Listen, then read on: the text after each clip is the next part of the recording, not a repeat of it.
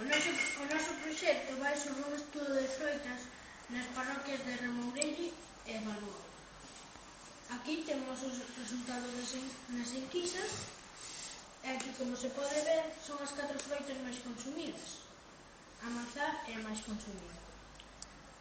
Nestas viñetas pois ponemos algunhas preguntas que resultarían interesantes a xente que nos visitara.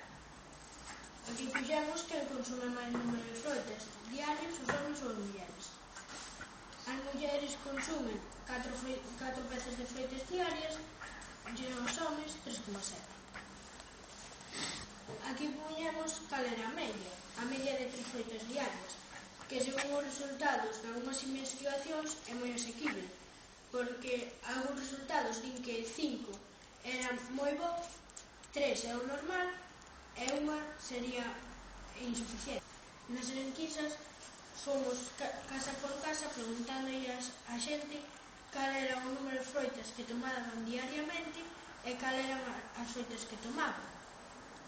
Despois fixemos a media de froitas e tamén as froitas máis consumidas.